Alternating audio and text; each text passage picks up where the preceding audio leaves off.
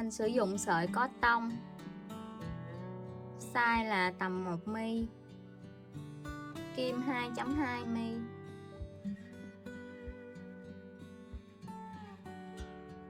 Mình sẽ tạo nút thắt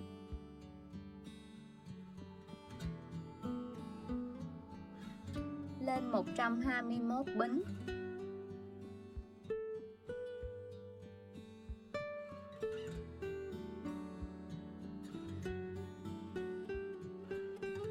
Mình đã lên được 121 bính. Bây giờ mình sẽ đếm ngược lại. 1, 2, 3, 4, 5, 6, 7. Ở cái bính số 7 này, mình sẽ móc vào đó một mũi kép.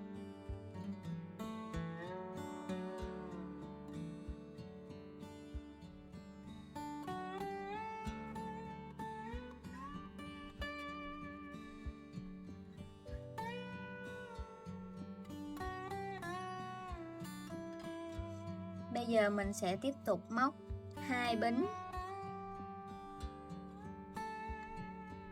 bỏ qua 2 xích ở dưới, móc vào cái xích thứ 3 một mũi kép,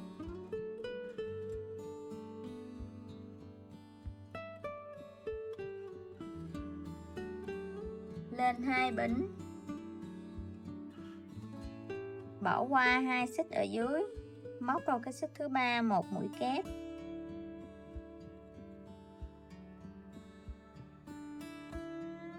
bây giờ mình sẽ lặp lại tương tự cho hết dây bính này. Sau khi móc xong thì mình có tổng cộng là 39 khoảng trắng như thế này. Khoảng trắng này 39 khoảng. Bây giờ tại đây mình sẽ lên 3 bính, quay đầu lại, móc một mũi kép vào cái mũi ở đây, cái mũi ở đây, mũi này, một mũi kép,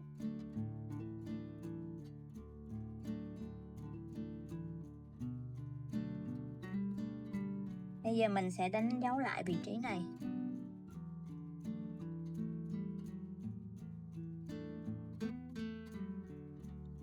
Tại đây mình lên 2 bính,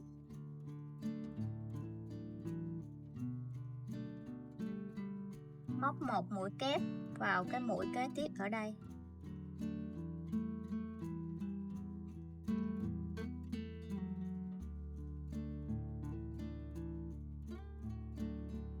mình sẽ thực hiện các bước tương tự cho đến hết hàng thứ 2.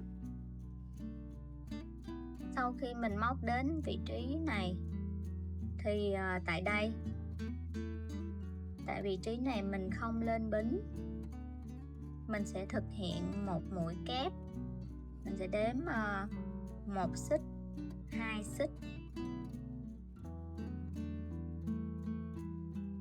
xích thứ 3, móc một mũi kép,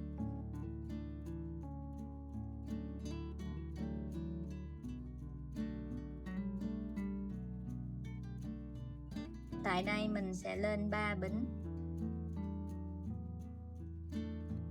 quay đầu, bỏ qua cái mũi ở đây, móc vào cái mũi kế tiếp ở đây một mũi kép,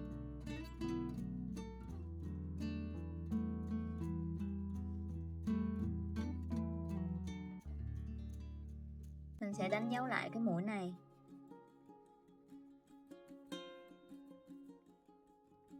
Bây giờ tại đây mình lên 2 bính, móc một mũi kép vào cái mũi kế tiếp ở đây,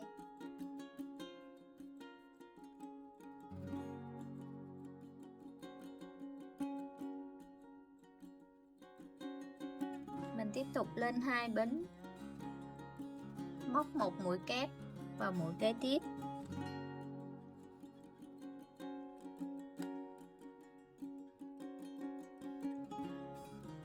sau khi mình đã có 1, 2, 3 khoảng trắng ở cái hàng thứ 3 thì mình sẽ thực hiện móc một bông hoa ở vị trí này, Một bông hoa thì gồm có 4 cánh. Cánh thứ nhất sẽ ở đây, cánh thứ hai ở đây, cánh thứ ba ở đây và cánh thứ tư ở đây. Bây giờ mình sẽ móc cánh hoa thứ nhất lên 3 bính, móc vào cái đường này 3 mũi kép,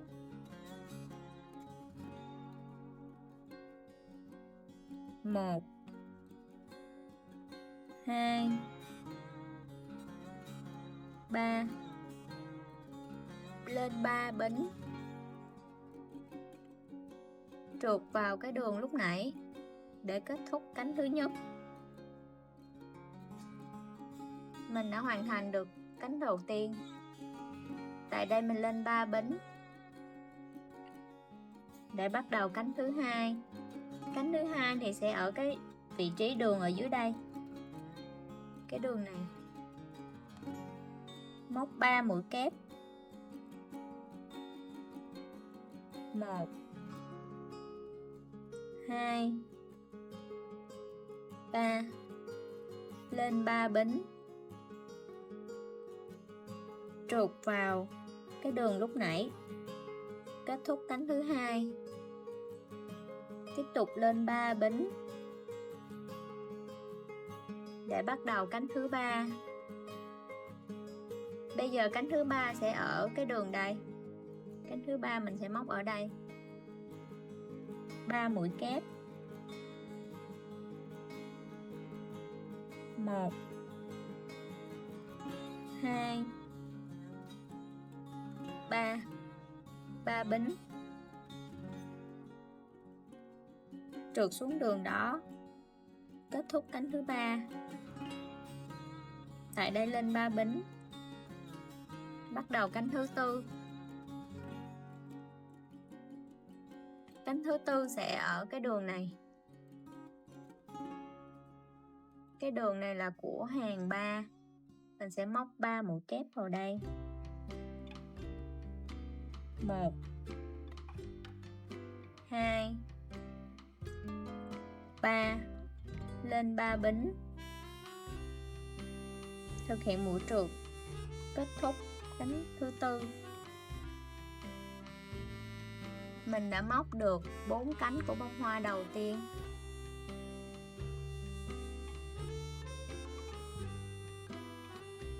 Tại đây mình sẽ thực hiện một mũi kép, lật cái cánh này, lật qua đây, mình sẽ thấy được cái mũi ở dưới đây, móc một mũi kép vào cái mũi này,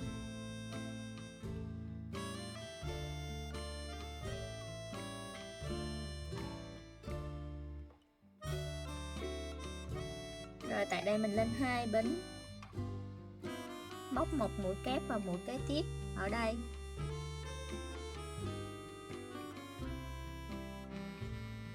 lên 2 bính, một mũi kép,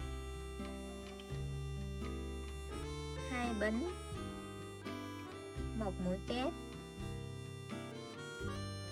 2 bính, một mũi kép. Sau khi móc được 4 khoảng trắng 1, 2, 3, 4, mình sẽ thực hiện một bông hoa thứ hai ở đây. Bông hoa thứ hai sẽ có 4 cánh ở đây, 1, 2, 3, 4. Bây giờ mình lên 3 bính, 3 mũi kép vào cái đường này, 3 mũi kép vào cái đường này.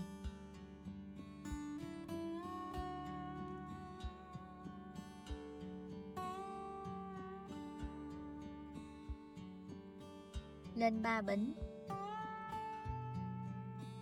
trượt kết thúc cánh hoa thứ nhất. Bây giờ lên 3 bính tiếp để móc cánh hoa thứ hai. Cánh hoa thứ hai thì sẽ nằm ở vị trí cái đường này,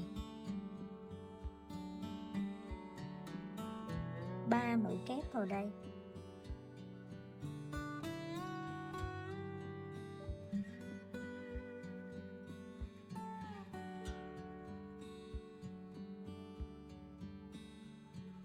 3 bính, trục vào đó để kết thúc cánh hoa thứ hai. Tại đây lên 3 bính, cánh hoa thứ ba sẽ ở đường này, ở cái đường này, 3 mũi kép,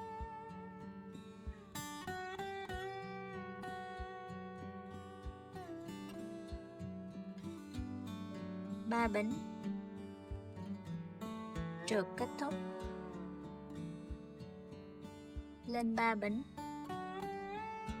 Bây giờ mình móc cánh hoa cuối cùng, mình mở ra đây mình sẽ thấy cái đường cuối cùng là ở đây, cánh hoa cuối cùng sẽ ở đây, 3 mũi kép,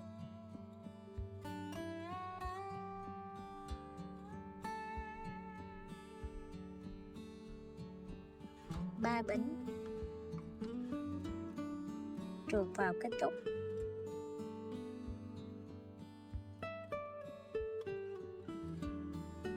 Mình đã móc được bông hoa thứ hai. Hai bông hoa sẽ cách nhau 3 khoảng trắng, 1, 2, 3.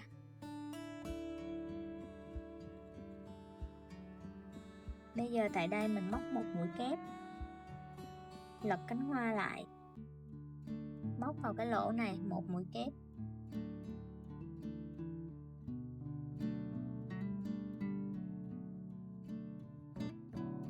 tương tự mình sẽ thực hiện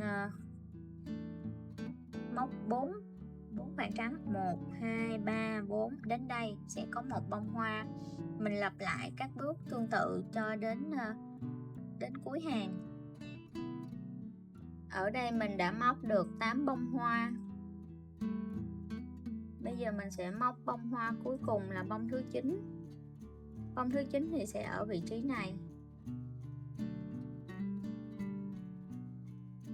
Từ bông hoa thứ 8 đến 1, 2, 3, 4, 4 khoảng trống. Ở đây mình sẽ móc bông hoa thứ 9.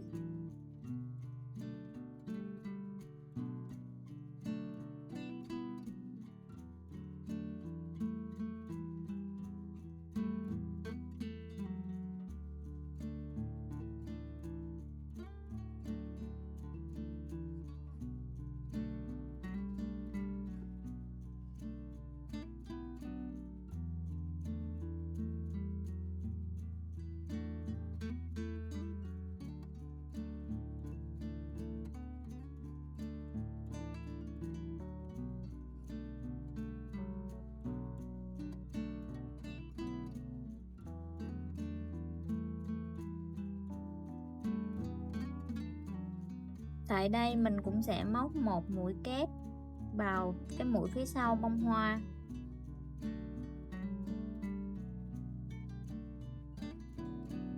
Lên 2 bính. Một mũi kép vào đây.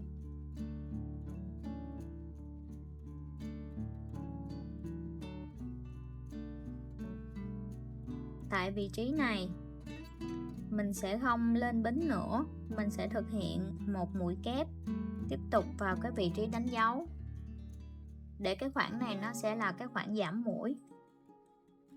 Tại đây thực hiện một mũi kép vào vị trí đánh dấu.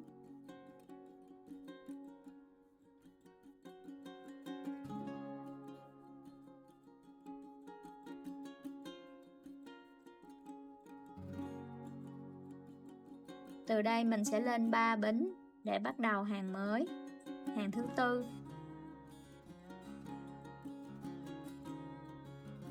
Quay đầu, bỏ qua cái mũi ở đây, một mũi kép vào cái vị trí ở đây, cái vị trí của cánh hoa, vị trí ở đây, bỏ mũi này, thực hiện một mũi kép vào đây.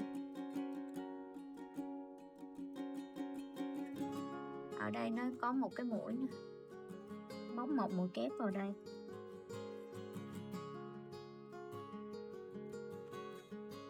Mình sẽ đánh dấu lại cái mũi này.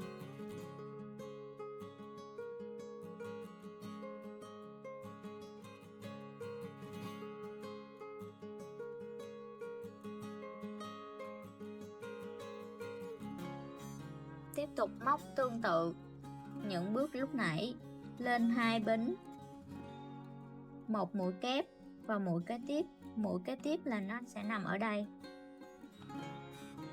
Giờ mình lật lên cho dễ nhìn, mũi kế tiếp sẽ nằm ở đây, bên hông của cánh hoa ở đây, nó có một cái mũi, một mũi kép,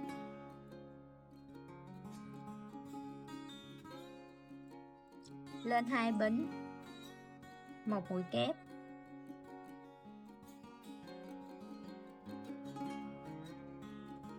đây là mặt phải nè, đây là mặt trái, mình đang móc mặt trái.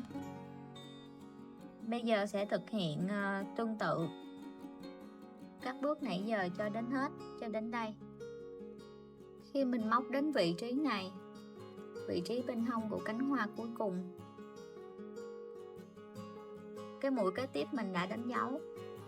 Bây giờ tại đây mình không lên bính, mình thực hiện một mũi kép vào vị trí đánh dấu để mình thực hiện bước giảm mũi ở đây. Tại đây thực hiện một mũi kép vào đây,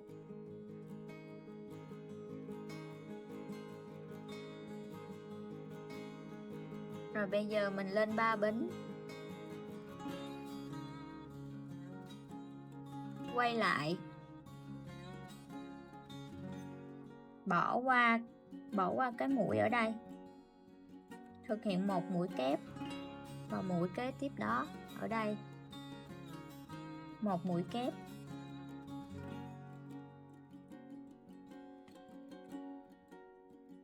đánh dấu lại vị trí này.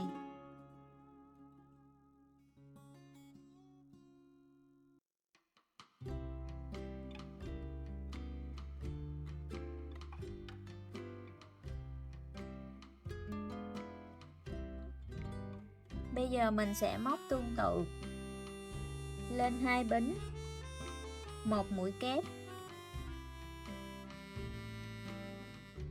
cho đến hết hàng.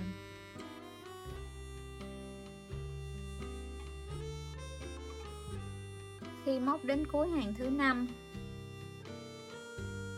mũi kế tiếp là mũi đánh dấu, thì tại đây mình không lên bính, thực hiện giảm mũi bằng cách móc một mũi kép vào cái mũi đã đánh dấu ở đây,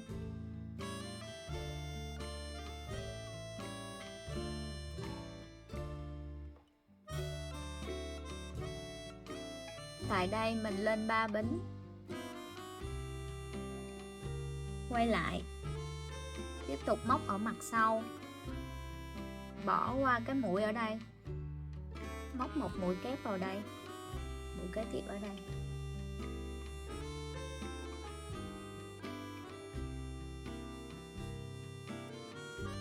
đánh dấu lại mũi này. Mình sẽ tiếp tục móc bước tương tự, lên 2 bính, một mũi kép, 2 bính, một mũi kép, cho đến hết hàng này, hàng thứ 6. Móc đến cuối hàng 6, mũi tiếp theo là mũi đánh dấu, thì mình sẽ thực hiện giảm mũi. Tại đây mình không lên bính, móc một mũi kép vào vị trí đánh dấu,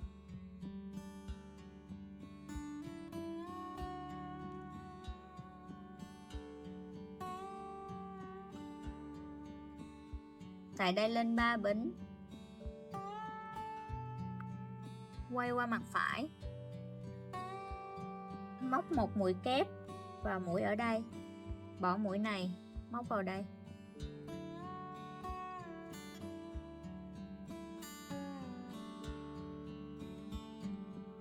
đánh dấu mũi này. Bây giờ ở hàng này mình sẽ thực hiện móc thêm một hàng bông hoa. Bây giờ ở hàng này mình sẽ thực hiện móc bông hoa. Tại đây mình sẽ lên 2 bính, móc một mũi kép, 2 bính, mũi kép, 2 bính, mũi kép,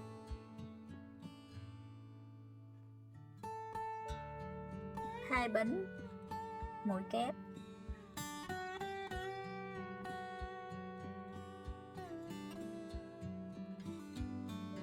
Mình đã móc được ở đây 1 2 3 4. Cái khoảng trắng đầu này mình sẽ không tính. Mình tính 4 1 2 3 4. Ở vị trí này mình sẽ móc bông hoa.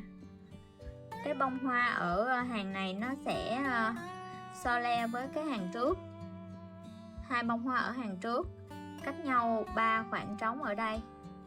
Thì bây giờ bông hoa ở cái hàng tiếp theo nó sẽ nằm ở giữa vị trí này. Lên đây mình sẽ móc bông hoa.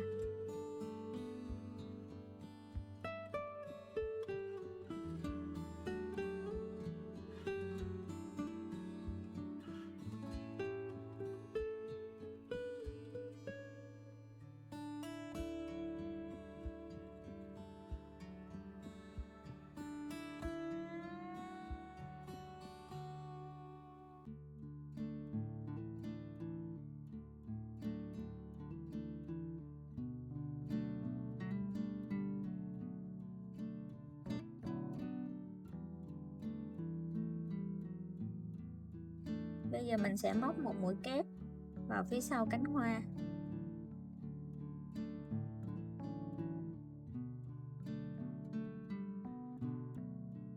Cái bông hoa mình vừa mới móc thì nó sẽ nằm so le ở giữa, ở khoảng giữa đối với hai bông hoa phía hàng trước đó.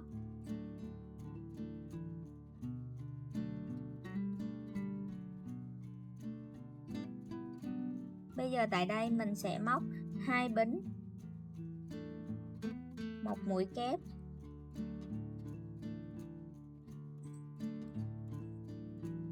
mình sẽ lặp lại 4 lần. Mình sẽ móc bông hoa thứ hai ở đây. Mình đã móc xong bông hoa thứ hai. Bây giờ mình sẽ thực hiện các bước tương tự cho đến hết hàng.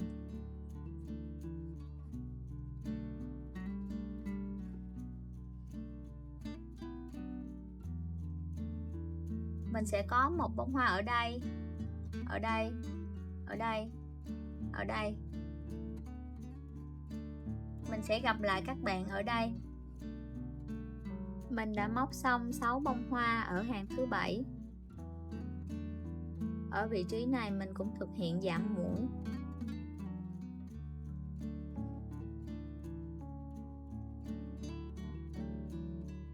Tại đây thực hiện một mũi kép vào vị trí đã đánh dấu, không lên bính gì hết. Một mũi kép vào đây.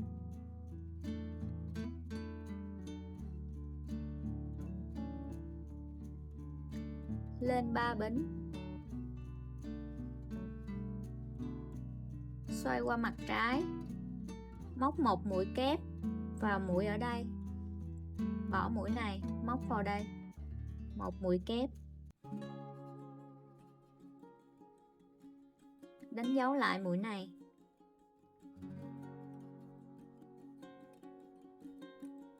Ở hàng thứ 8 này mình cũng thực hiện tương tự, 2 bính vào một mũi kép cho đến hết hàng. Đến vị trí này thực hiện mũi giảm, một mũi kép vào đây. Mình đã móc xong hàng thứ 8. Bây giờ mình sẽ móc thêm hàng thứ 9 và thứ 10 tương tự hàng 8. Giảm mũi 2 đầu và ở giữa mình sẽ móc một mũi kép 2 bính, một mũi kép 2 bính. Mình đã móc xong đến hàng 10.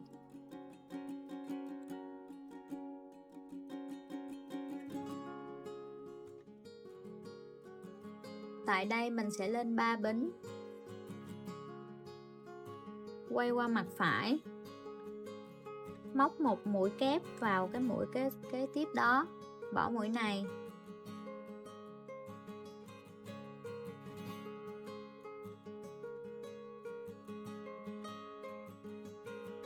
Đánh dấu lại.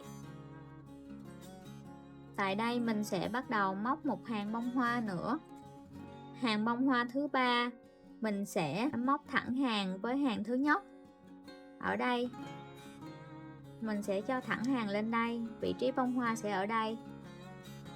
Bây giờ tại đây mình sẽ móc 2 bính, 1 mũi kép, 2 bính, 1 mũi kép. Vậy là tại đây mình có 2 khoảng trống. Thẳng hàng xuống đây sẽ là vị trí bông hoa. Ở đây sẽ là bông hoa. Mình sẽ móc bông hoa ở đây. Mình đã móc xong một bông hoa đầu tiên. Bây giờ mình sẽ móc tương tự. Một mũi kép vào vị trí này. 2 mũi bính, 1 mũi kép cho đến vị trí ở đây.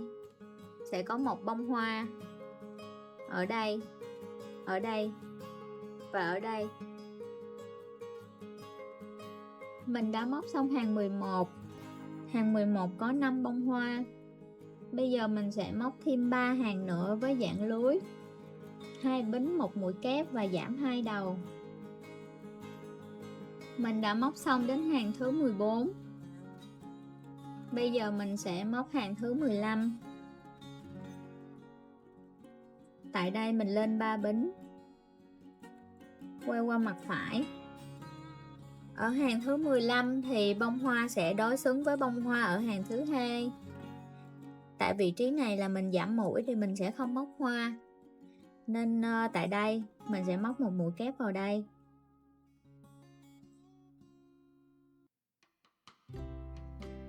Cũng đánh dấu lại mũi này.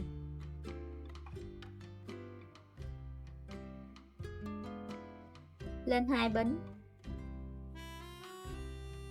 1 mũi kép, 2 bính, 1 mũi kép, 2 bính, 1 mũi kép,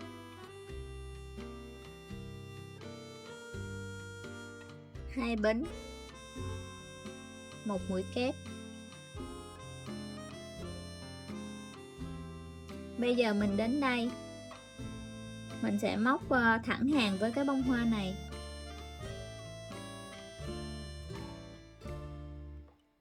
Bông hoa này thẳng hàng lên là ở vị trí này, mình sẽ móc bông hoa ở đây.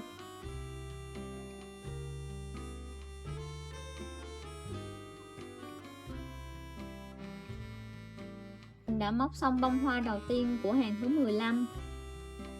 Bây giờ mình sẽ móc thêm một bông hoa ở đây. Bây giờ mình sẽ móc thêm một bông hoa ở đây. Mình đã móc xong 2 bông hoa của hàng 15. Bây giờ sẽ móc thêm 3 hàng nữa, tức là 16, 17, 18. 3 hàng này mình sẽ móc với dạng lưới. Mình đã móc xong hàng 18. Đến đây thì mình sẽ móc tiếp tục hàng 19. Lên 3 bính, xoay sang mặt phải, móc một mũi kép vào đây.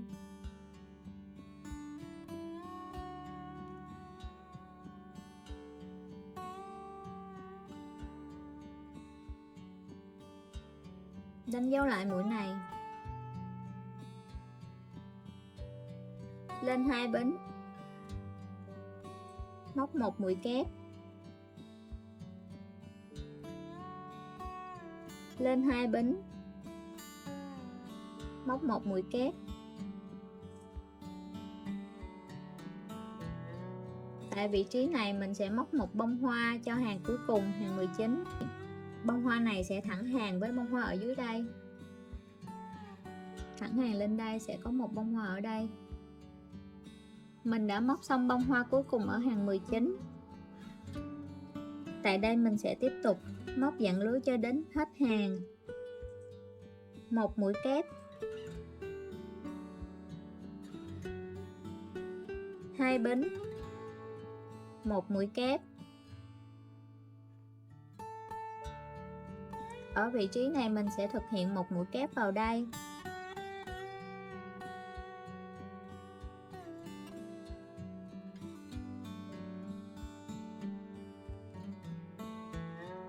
Tại đây mình sẽ lên 3 bính, xoay sang mặt trái, một mũi kép vào đây,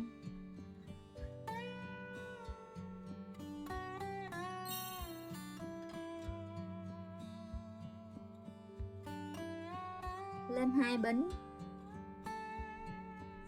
một mũi kép vào vị trí này,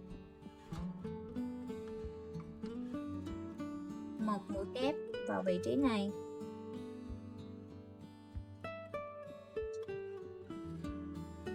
tiếp tục lên 3 bính, xoay sang mặt phải. Tại đây mình sẽ thực hiện một mũi kép vào đây, một mũi kép vào đây,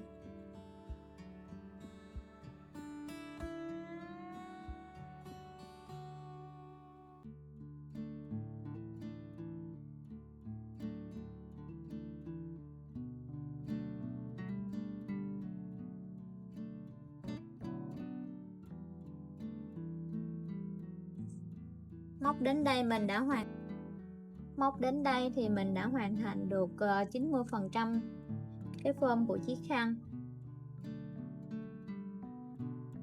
Tại đây thì mình sẽ bắt đầu móc viền cho khăn, lên một bính,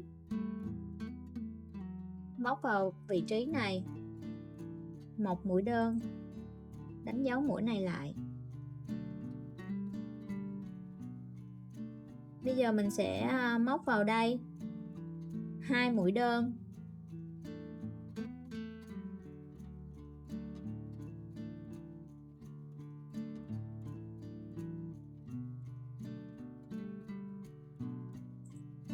tiếp tục mình sẽ móc vào mỗi khoảng trống ở đây 3 mũi đơn, không móc vào vị trí này, không móc vào lỗ này, mà mình sẽ móc vào đây 3 mũi đơn,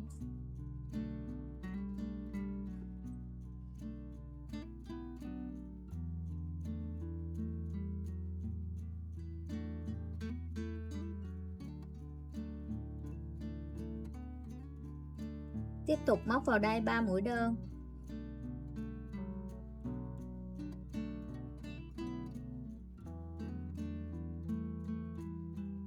mũi đơn,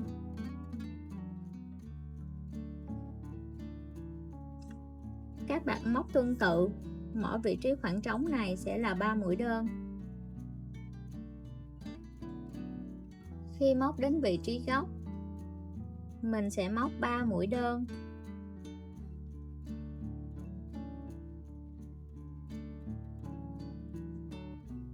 tại đây mình sẽ lên 51 bính,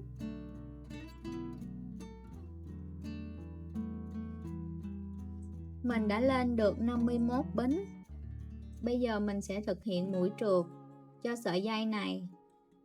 Mình sẽ trượt ở cái đường mặt sau của dây. Bây giờ đây là mặt trước, mình sẽ xoay ra mặt sau. Ở mặt sau sẽ có một cái đường ở giữa, cái đường nổi lên đây, mình sẽ trượt vào đây, trượt vào cái đường ở giữa đây. Đây là mặt trước, đây là mặt sau, xoay ra mặt sau, trượt mũi vào mũi thứ 50,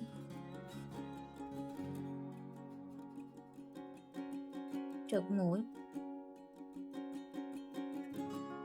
Mình sẽ thực hiện 50 mũi trượt,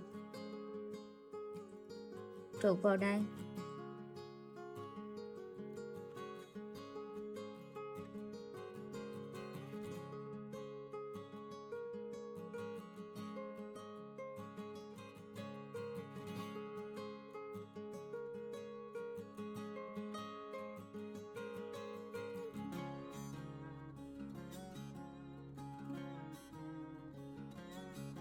Đã hoàn thành được một sợi dây cột của chiếc khăn.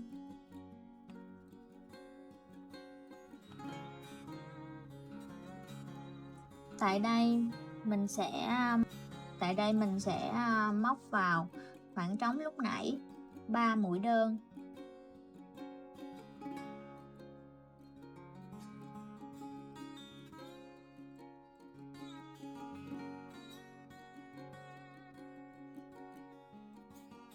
Bây giờ mình sẽ không móc vào cái vị trí cái mũi ở đây, mình không móc, mình sẽ móc vào cái phần dây xích đây, 3 mũi đơn.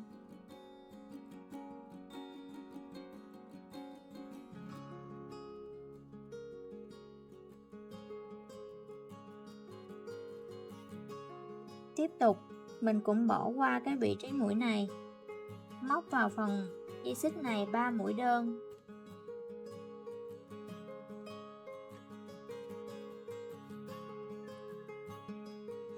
Bây giờ mình sẽ móc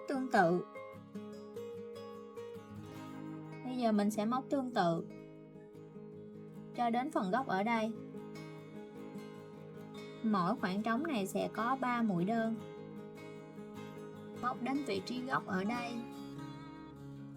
3 mũi đơn.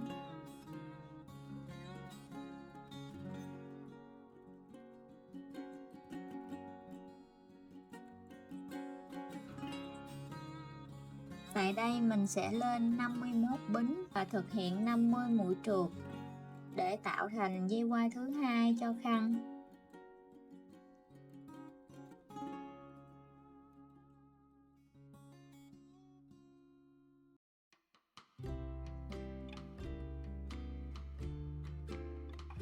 Bây giờ mình sẽ móc vào đây 3 mũi đơn.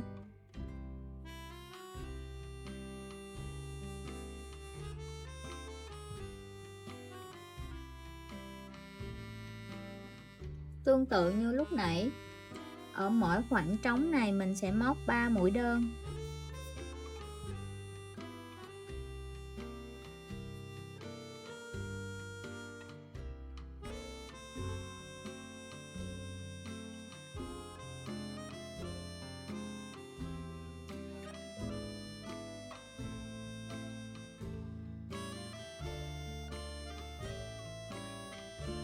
Ở vị trí đánh dấu, mình sẽ móc vào đây 2 mũi đơn.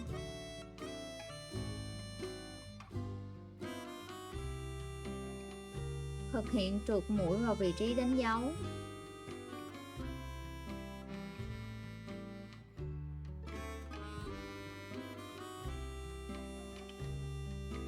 Lên một bính và cắt len.